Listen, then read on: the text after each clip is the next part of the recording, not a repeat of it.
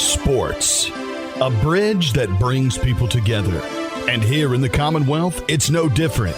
From the gridiron to the hardwood and beyond, we all have a team we love to talk about. Now for the teams you care about, here's Heartland Sports Live with Trevor Rice. And good afternoon, Trevor Rice hanging out with you. This is Heartland Sports Live, and you're listening to 106.1 ESPN Radio, 1400 AM, and we're live streaming on ESPNKY.com. Going on today, we're going to have Mark Story at Mark C. Story. Give him a follow on Twitter. He's a sports columnist with the Lexington Herald-Leader and also Kentucky.com. We'll be talking to him about Kentucky athletics later this hour, as well as NASCAR coming up this month at Kentucky Motor Speedway. Mark is a NASCAR enthusiast. We're going to talk about all the events at the tracks and what at the track and what he expects to happen. Will it be a local boy winning in the Truck Series this year? Will it be Kyle Busch or Brad Keselowski, the usuals in the Cup race come close to the middle part of this month? We're going to find out. Or will it be at Martin Truex Jr. once again claiming victory like he did a year ago in dominating fashion at KMS? Also, I'll be looking at the Redlegs information. Of course, they're still 5 games below 500, hovering right there pretty much the entire stretch of the season, it seems like. Will they get to the 500 mark here before the All-Star break? I'm going to say probably not, but there's wishful thinking if you are a Reds fan heading into the middle portion of this month, or the All-Star break is what you can also call it as well. So we'll look at that a little bit later on as well. I'm going to be talking Titans.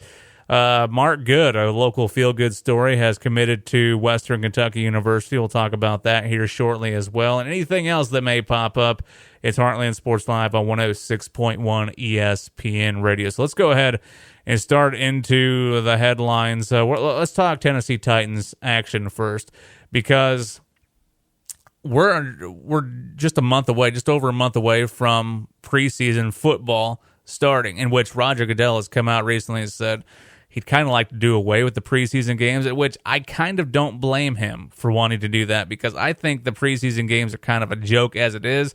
If you're a fan, you want to go and see the starters play, and to only see them play for a quarter and then a bunch of no names, I don't know. I don't like that. I don't like it as a fan, and I don't tune in just for the fact it means absolutely nothing.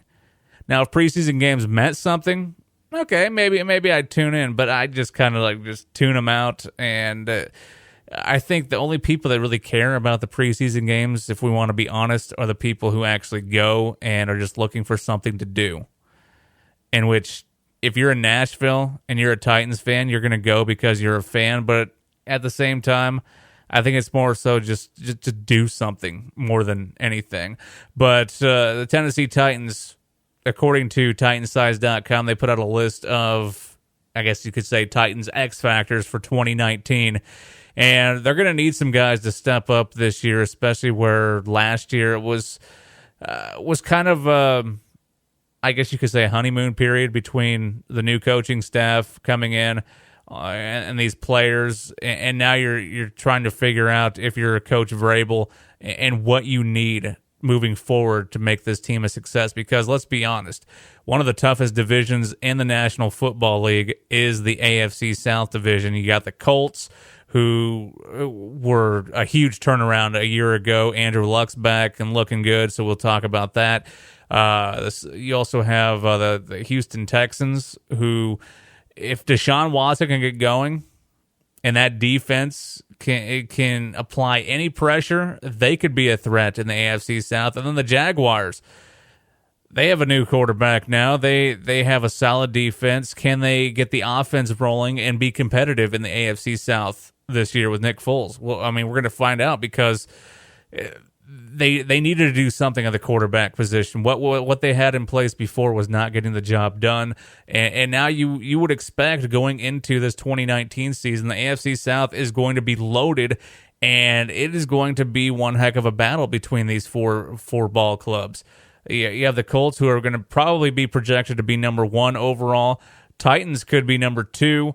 Jaguars 3rd overall, maybe. And then I guess you could say the Texans. But, you never know where the chips may fall, because looking at all these teams, either one of them, any one of them could make a claim to be the AFC South champion this season. And just looking at some X factors here that Titansize.com had put out, of course, Derrick Henry. You've got to have a great running. You got to have a ground and pound game. If you don't have that in the National Football League, you might as well not even have an offense, because that is where it all starts. How your offensive line produces, opening up holes, opening up gaps for your running backs. Derrick Henry has got to be the guy that is not only going to see a workload this season, but the guy that is going to be able to carry the team on his back at times, no pun intended there. Corey Davis, we saw him excel late last year as basically a number one go-to receiver. He's got the size, he's got the skill to get it done on the edge. Can he come back and have a strong 2019 season like he did in 2018? We're going to find out, because now they've added Adam Humphries from the Buccaneers. They've added A.J. Brown out of the draft this year from Ole Miss. And plus, they still have Taywan Taylor, a slot receiver who can get it done as well. I would like to see them utilize him more. The question mark on offense is going to be the tight end position, because quite frankly, that's what they've depended on heavily before with Marcus Mariota, and I don't know if they're going to have a go-to guy at the tight end position this year. So they're going to need these receivers to step up on the edge. Taywan Taylor out of the slot to get some easy yards, maybe some cheap yards down the middle of the field at times with Taylor, and then downfield you're going to have some big targets.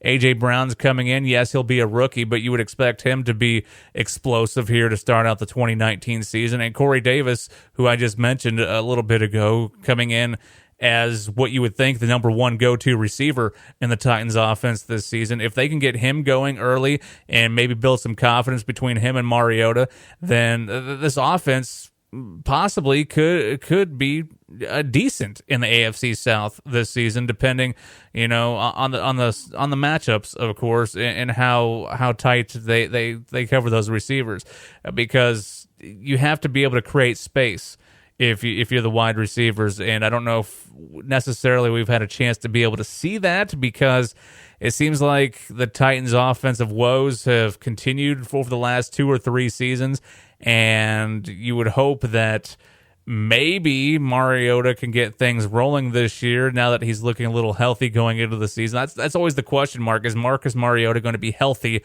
for the next game? Because he has shown to be injury prone in this league, and that is going to be a huge cause for concern. In fact, a lot of people are saying this year is going to be a make or break year for Mariota. If they don't get things done this year, will Mike Vrabel and this coaching staff look elsewhere for a new quarterback in 2020? I would have legitimate concerns if I'm a Titans fan, and I'm watching this team. If I'm a season ticket holder and going to these games every year, and Marcus Mariota is the face of my franchise right now, the face of the city. Even though he's kind of a quiet guy, still a face of this franchise. A lot of people love him, and they want to see him do well. But if you're not performing and if you're not on the field every Sunday, then let's be honest, you're just throwing away money at that point if you're the owner and you're not seeing the outcomes that you would like, because while you're playing, you have to play, the backup, or your guy is not performing to the expectations of what you would expect in this league. Not saying that everybody is a Tom Brady, Peyton Manning, Aaron Rodgers, or something like that, but Marcus Mariota is the face of this franchise. He's the quarterback. He is going to be the guy that this team kind of leans on moving forward to get going in this 2019 season. So, of course, that's going to be my biggest X factor is Marcus Mariota. Can he get going on offense this year and help this team to move the football down the field a little quicker? I know it's going to start with Derrick Henry in the running game, but Marcus Mariota, when they depend on him, has to make the huge throws down the field to keep the chains moving. And I saw that the best offensive lines in 2019 were put out as well. And according to Many experts, they think the Colts are going to have the best offensive line heading into this 2019 season, followed by the Tennessee Titans, who you saw huge improvements there a year ago. The Jacksonville Jaguars, and then the Houston Texans at number 4 will round out the AFC South. Of course, they have left tackle Taylor Lewan, the Titans do, and he's a Pro Bowler. You'd expect with him back, they're going to be pretty good. They've added guard Roger Saffold, to their lineup as well. So they should be improved offensively on the line anyway. The Titans will here in this 2019 season. Let's see though. They allowed the 5th fewest quarterback hits last year. The Titans offensive line did. Let's see if they can keep that trend going here for this year, because that's going to be one of the key pieces to keeping Mariota healthy. If he's not taking hits, you're looking pretty golden at that point. Trevor Rice with you. It's Heartland Sports Live on 106.1 ESPN Radio. Let's go ahead and talk about a feel-good story last week, as LaRue County's been having a few kids be looked at by major programs. Of course, you have Mark Good last week saying on social media that he has committed. He's a hard commit right now to Western Kentucky University for their 2020 class. And according to Mike Matheson of the News Enterprise, who put out a story last week, he's a good friend of the program. One of the things that Anthony Atkins, who was last year a senior running back for the LaRue County Hawks, really noticed Mark Good's potential in coming into this program. Of course, Mark Good, his first season in football was last year. He's played basketball his freshman, sophomore, and junior years, but last year was legitimately his first time playing football for this Hawks program, and showed immediately what a 6'6" stud he is. He knows where to pick up the blocks. He knows his assignments. And that's going to be the biggest thing moving forward. Just watching his tape, he can be effective downfield when he needs to be. But I think the biggest thing in which recruiters are looking for is his ability to block. And that's what you look for in a tight end. Somebody who can block and knows their assignments. And Mark Good appears to have that. And he's definitely gotten stronger over the last couple of years, too. Just you can visually see it. Whether he's playing basketball or just you see him out on the field, you can see that throughout the last few years, he has just transformed himself into this guy that he can go and play at a D1 school. And Western Kentucky University is where he hard committed last week. And he went on to say, "I never believed Coach Jaggers when he said there was way more room at the college football field, or on the college football field, for a 6'6" guy than on the basketball court." He went on to say, "I went to some camps this summer, and man, he's right. They look at you like crazy if you're big and pretty athletic," and that is exactly what Mark Good is. Of course, he is a beast on the basketball floor, but I think he's going to be a huge target for Western Kentucky, and that explosive offense is what you would expect here over the next couple of years. Ever since Jeff Brom, they bring in a new coaching staff. Things don't get going over the last couple of years. Now we're going to see if this explosive offense can get going here for Western Kentucky University as they try to rebuild that program and get it back to where they were, 3-4 years ago whenever Jeff Brom was last there. I have some huge expectations of this coaching staff, and I think they will get there. And if you are a Conference USA opponent, you're kind of scared of what Western Kentucky is going to be able to do. And I think Mark Good is going to be a fantastic piece to that puzzle come 2020 when he joins WKU's program. And you heard me talking about Anthony Atkins just a little bit ago, last year's senior running back, who now is, I just saw some Twitter posts over the weekend, is he went up to New York as he'll be an Army Black Knight this fall, playing football for Army. And he said in a quote, "He brings a lot. He's a great blocker. He opens holes for all of us. He's got great hands and can catch too," which is all important pieces to playing a tight end.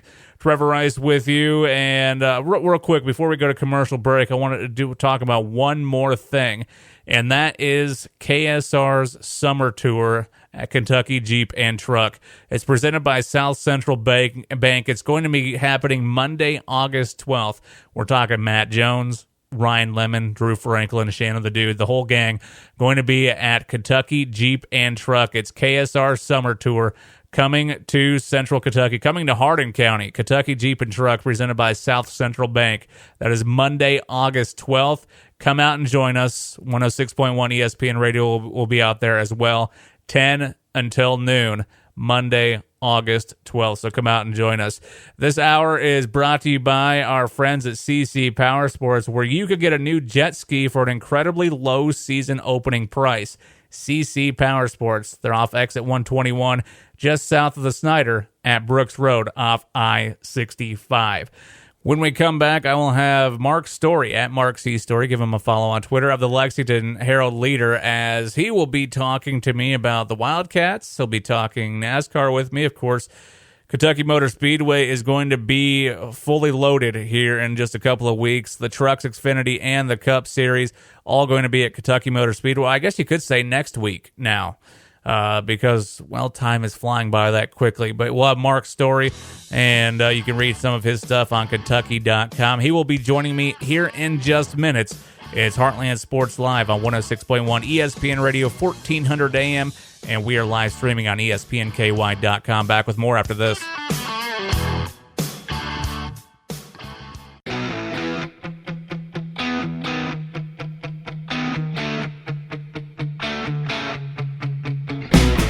Welcome back to Heartland Sports Live. Joining me right now is Mark Story of the Lexington Herald-Leader. Kentucky.com. Go and read his stuff. Mark C. Story. Give him a follow on Twitter. Mark, I appreciate you joining me once again. How have you been so far this summer?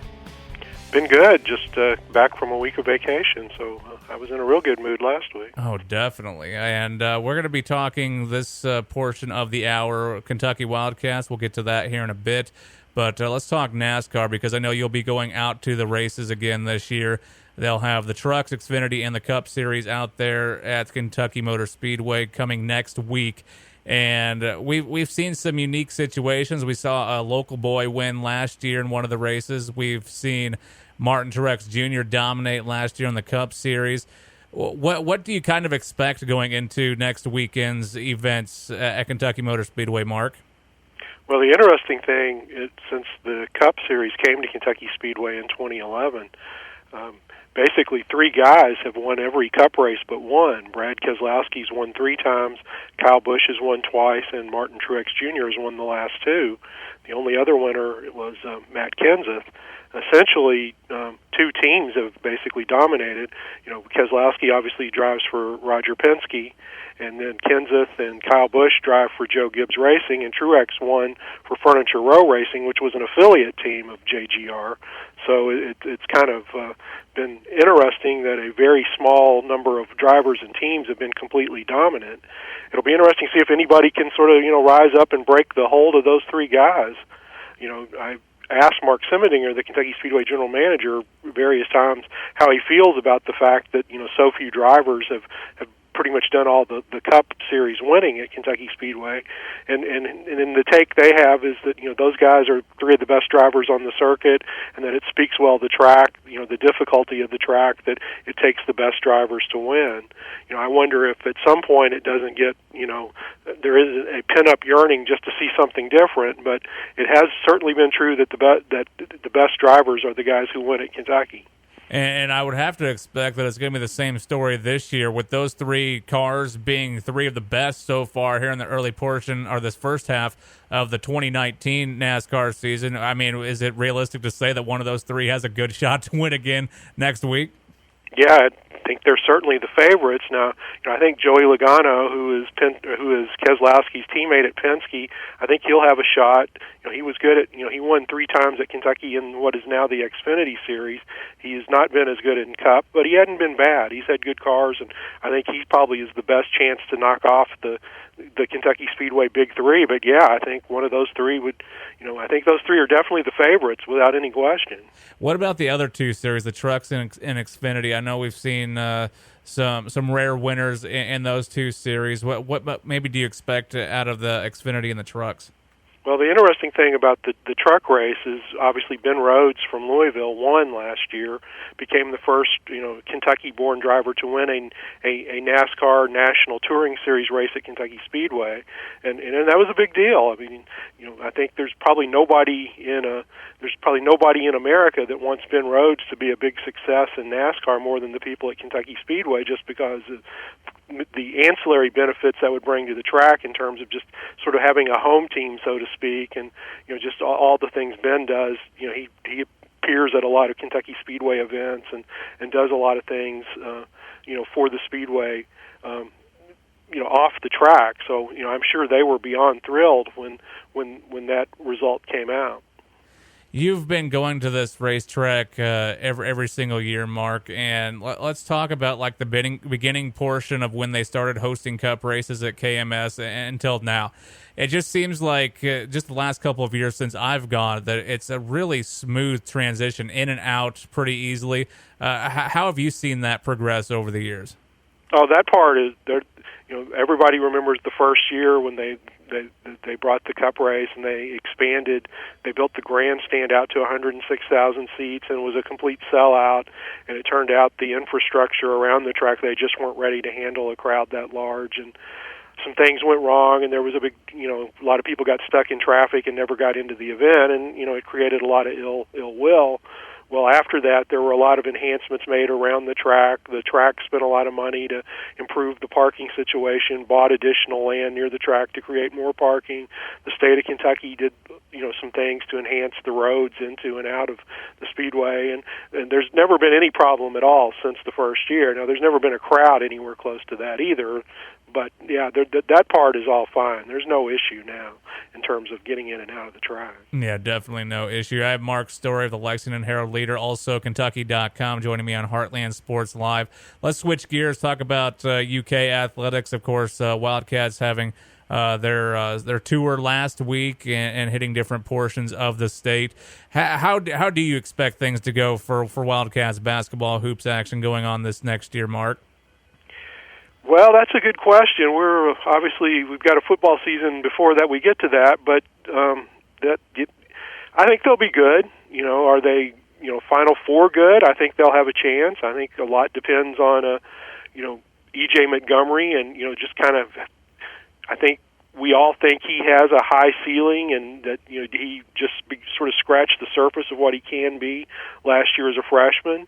I think a lot depends on just if he gets there as a sophomore and is the player we think he can be. To me, he's the key to the team. I think the thing that's interesting about this team is they have a lot of guards. I think they really benefit from having Ashton Hagans and Emmanuel Quickly coming back. I think experience in the backcourt. It really matters, especially in March. I think if you go back and look at Kentucky's loss to Auburn in the last year's NCAA tournament round of 8, I think it came down to Auburn's very experienced guards sort of abusing Kentucky's all-freshman guards. And, this year you'll have, some experience back there. I think the other thing that's really interesting about Kentucky is they just have so many wing players. I mean, it's just a team just, filled with, kind of 6'7", 6'6" to 6'8" kind of athletic wings, and I think that potentially could be kind of a fun thing to get to watch. You had mentioned football. We'll talk about that. I have a couple of questions concerning the season coming up here. We'll get to that here in just a moment. I have one more basketball question, though. A lot of people think that this could be a Final Four team. Do you see that being the case? I think they have a chance. I don't think they're a lock to go to the Final Four. They obviously have not been since 2015, and the Final Four has not been quite as easy for them in the last 4 years as it was in the early years of the current coaching era. But yeah, I think they have a chance. I mean, I don't think they're just an absolute lock. You start season saying, this is a Final Four team for sure, but I think they're one of the teams that has a good chance. Let's talk about the gridiron now. Touchdown Terry, are we going to see a lot of improvement out of him this year? I think you should. I mean, if you go back and look at Steven Johnson, who, like Terry Wilson, was a junior college transfer who came to Kentucky and became the starting quarterback, I thought there was a big improvement, from his first year as a starter to his second year. Now, he got beaten up physically in the second half of the 2017 season and didn't play as well down the stretch. But I think if you look at his first 6 games, he made a pretty big step up just in terms of his ability to his knowledge of the offense and knowing where to go with the ball and things like that. And I think it would be surprising if you don't see a similar improvement from Terry Wilson. Now, obviously, I think that is also important. I think last year, he came into a team where you had a dominant running back, a veteran offensive line, and a really, really good defense. So the job of the quarterback basically was just, not to screw things up mostly. And that's not to be unfair to Terry, who was a big part of them winning at Florida, played a tremendous game, played very well and was the MVP of the blowout win at Louisville. Terry Wilson, led the game-winning drive at Missouri. He had some big moments last year, but as a rule, he was not the guy that was being counted on to win the games. Well, this year, he's going to have more responsibility, so he certainly needs to take a step up. Well, do you think, in saying that, do you feel like they're going to open up the playbook to allow him to try to make more plays down the field? Yeah, I think they'll. I do. I think they will try to do a little more and put a little more on him. I'm less concerned about him because until I see differently, I expect him to make us. I thought he took too much criticism last year. I thought he had a pretty good year, and I think he'll build on that. I'm more interested in the wide receivers, other than Lynn Bowden. Who they don't really have anybody that has proven they can make plays at the SEC level or make plays down the field. They desperately need some outside receivers to step up to complement Bowden in the slot. And I think a lot of how Terry's season will go depends on whether there are receivers who emerge. Yeah, and you never know what's going to happen there. And would you expect him to be the go-to target every single time? I mean, last year they were utilizing the tight end quite a bit. Well, I don't know if they're going to have that big of an option at that position this year. So who do you see stepping up and being a big-time factor in the receiving game? And talk about maybe the running backs. Are we going to see more, maybe them utilizing the passing game? I think you will see a little more throwing to the running backs. The guy that people were excited about coming out of the spring game at wide receiver was Bryce Oliver, who will be a redshirt freshman this coming year. He had he looked good in the blue-white game. Now I'm always a little skeptical, you just never really. I don't know that looking good in the spring game necessarily proves much, but nevertheless, he gave a good account of himself and is somebody that I think people are excited about. The other two guys that have played a lot and were forced into action and played as true freshmen are Josh Ali and Isaiah Epps, and they're going to be juniors now. It's their third year, and they so far have shown an occasional flash, but have not been consistent threats. Can they step up? I don't think they're certain, but I don't think you can totally write them off. And I go back to Jeff Badette, who really Kentucky has never replaced as a deep threat after he graduate transferred after the 2016 season, and he really didn't hit his stride until I guess it was his redshirt junior year. It had been his fourth year in the program. So that gives me some hope for Ali and Epps, who both have some physical ability but have not yet really put it all together. Where do you see Kentucky's defense this year compared to last? Well, obviously, not having Josh Allen is a huge difference and probably a huge detriment. The other thing, they lost their top 5 players in the secondary. To me, the two big questions are replacing the Josh Allen and what he did off the edge, and obviously you're not going to replace that. But he just made so many big plays, and you go back and look at the games they won, and so many times Josh was able to impose his will late in the game and sort of make the single play that was clinched the win or clinched the game. And then the other thing, I think even though they lost their starting safeties, I feel pretty good about the safeties. Devontae Robinson, from Henry Clay, was playing a lot by the end of last year and played well, and I think he will come. I think he's ready to go. Jordan Griffin also has experience at safety, and I never can say his name right, but Tyrell Ajian, who intercepted a pass against Mississippi State, he's played some at safety. I think they'll be okay at safety, but at cornerback is a completely blank slate. So there's just no way to know what's going to happen at cornerback. In the spring, it looked like a junior college transfer and a guy who redshirted last year and didn't play at all. We're running first string. So that's just a complete wait and see what's going to happen kind of deal. Mark Story joining us on Heartland Sports Live at Mark C. Story. Give him a follow there and go and read his stuff at Kentucky.com. My final question for you, Mark, is where does this team land overall in the record? When we're talking, we're getting towards bowl season, where is this team overall, and how do you see them doing in the SEC East this year? Well, those are good questions, and I will eventually, do season predictions, and I probably ought to reveal those on the platform of my employer. But in the big picture, in one sense, I look at the schedule and think it's really favorable. They've got 8 home games. They've got home games against teams. Arkansas was 2-10 last year. Louisville was 2-10 last year. Tennessee was the worst team in the SEC East, even though Kentucky didn't beat them. So you've got home games against teams that weren't very good last year, and in that sense, that shapes up. It appears to shape up pretty well. But if you dig deeper into the schedule, a lot of the games, a lot of the teams they've been beating in recent years, those games don't, quote unquote, set up very well for Kentucky. You're going to South Carolina. It's the second leg of a 2-game road trip. At Mississippi State, place Kentucky hasn't won in Starkville since 2008. Missouri is the week after Georgia. Kentucky's 0-6 under Mark Stoops in the week after it plays Georgia. And those 3 teams, Mississippi State, South Carolina, Missouri, along with Vanderbilt, those are kind of the teams, those are sort of your peer teams. And Kentucky's rise in the SEC has been built on, having the upper hand on those teams.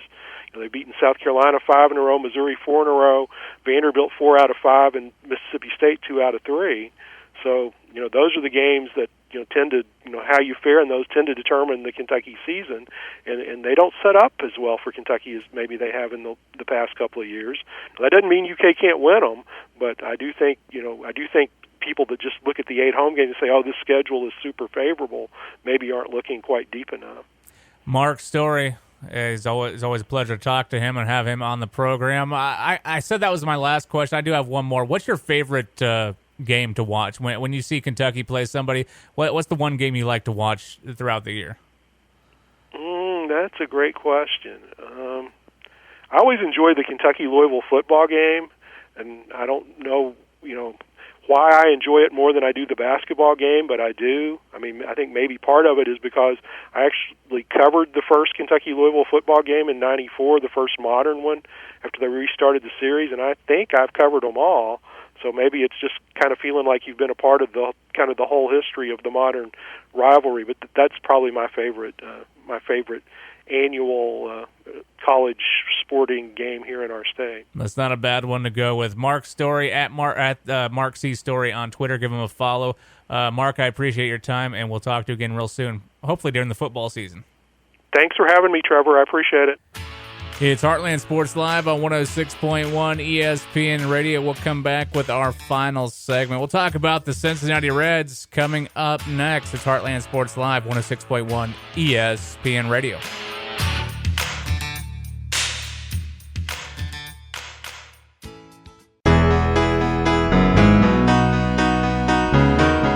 Welcome back to Heartland Sports Live on 106.1 ESPN Radio, 1400 AM. We are also live streaming on ESPN Radio 1061.com or ESPNKY.com, whichever one you want to go to, and just catch the 106.1 ESPN link. We've had Mark Story on this hour. I want to thank him for popping in on the phone line and talking to me about the Wildcats and Kentucky Motor Speedway coming up this month. Should be exciting NASCAR action if you're heading up to KMS. I will be up there as well, and I cannot wait. I've been up there the past couple of years. This will be year number 3. There's nothing that beats going to a sporting event live. There's sports that I think if you give it a chance, go into it live, you're going to enjoy so much better. I think NASCAR obviously is one of those sports. Hockey is another one. Baseball also. I know there's just some sports that don't do as well on television, and to be quite frank, I just find it boring. But whenever you go to the live event, there's just something about the energy, the people there, just the loudness of the cars. Even though I do watch NASCAR on television or the screen as well, but for some people I can understand why they don't want to go. For me, hockey, boring on television, exciting, and one of my favorite sports to watch in person. You've probably heard me say that once or twice, but it holds true every single time we talk about it. Well, let's go ahead and talk about baseball now, one of the sports I just mentioned, and of course the Redlegs still floating right there, 5 games below 500. In fact, you look at the National League Central in general. Let me pull up the standings real quick because it is relatively tight still. 5.5 games separates top to bottom at this point in the National League Central.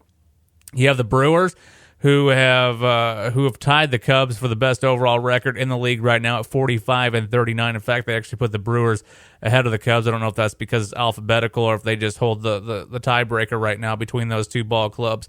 But then you have the Cardinals, who are right there in the middle of the pack, 3 games back at 41-41.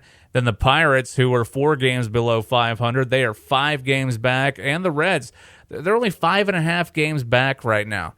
5.5 games separates top to bottom. If that doesn't say one of the hardest divisions in baseball, I don't know what does, because these teams are always beating up on each other. The Reds, though, one of the things that is impressing me about this organization here recently is their ability to win against other teams within the division. If you win more series against teams in the division, the better your chances are, of course, to come out and possibly claim a National League Central title. Now, I'm not saying they're going to. That's the furthest thing from a lot of fans right now for the Reds. They just want to see this team be more consistent. And by more consistent, I mean win more consistently, because you can't go from a couple of weeks ago rattling off 6 straight wins to now you win 2, you lose 2, you win 1, you lose 1. You can't go and do that. We got to see more consistent. We got to see some more winning streaks out of this team, in which they have shown that their starting pitching has proven that they can keep this team in games. It's their bullpen right now that's giving them a struggle, and in particular, Raisel Iglesias here a couple of games ago, just not having a good outing out there on the field as the Reds continue their homestand right now. Let's look at their recent production. Last week, it was a struggle out west, taking on the Angels, losing 5-1 on Tuesday, losing 5-1 on Wednesday. You're glad, if you're a Reds fan, to get out of that time zone, because it sucked, first of all, and have to stay up late to watch those games. Second, you just don't enjoy your team getting stomped by the Angels on the road. It's just not enjoyable on any front. Then you get back home. You have a Thursday off. You get back home. You play a 3-game series against a National League Central rival in the Chicago Cubs over the weekend. Friday, 6-3. You win. You're pretty ecstatic at that point. They got off to a pretty good start. I think they were up 6-1 at one point in that game. Then they get blanked on Saturday. You never like to see that, losing 6-0 against the Cubs. And then you were hoping that they could come back strong yesterday and win the series, in which they did. They won 8-6. So now it leaves them back again, 5 games below 500. And you're wondering, if you're a Reds fan right now, can we make a run here, first of all, before this All-Star break? And second, are we a legit contender to possibly make a run for this National League Central title? Well, it's right there for the taking. Like I said, 5.5 games separates top to bottom. Brewers and Cubs right now are leading the way. The Reds are only 5.5 games back. You get on another one of those 6-game winning streaks like they had a couple of weeks ago, all of a sudden, it gets really interesting in the National League Central. Not that it already isn't. And there's a reason why fans, media, will say this is one of the toughest divisions in all of baseball. You're seeing it right now. 5.5 games separates 5 teams, top to bottom. And heck, a few years ago, you would have said, there's no way you're throwing the Pirates into this mix as well. Pirates are much improved. Yeah, they're still below 500, but relatively speaking, from where they were a few years ago, looking much better off. Let's look at this week, though. Still continuing National League Central play, and the homestand the Reds are, as they will play 4 games against the Brewers this week. They'll be at home this entire week, in fact. So they play tonight at 7:10, which you'll hear that action here on 106.1 ESPN Radio coming up here a little bit later with Marty Brenneman and the crew. 6:40 is the pregame on that.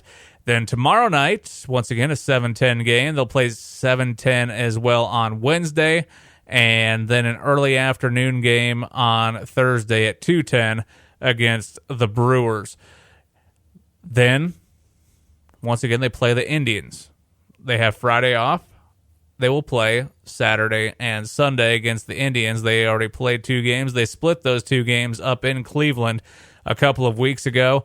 Now they'll play the other 2 games, and maybe the Reds will come out on top in this one this weekend. Saturday, they'll have a 4:10 matchup against Cleveland in the afternoon, and then an earlier afternoon game on Sunday at 1:10, Cleveland and Cincinnati. The Battle of Ohio going on this weekend, as the Cincinnati Reds will continue their homestand, which you always got to love these homestands.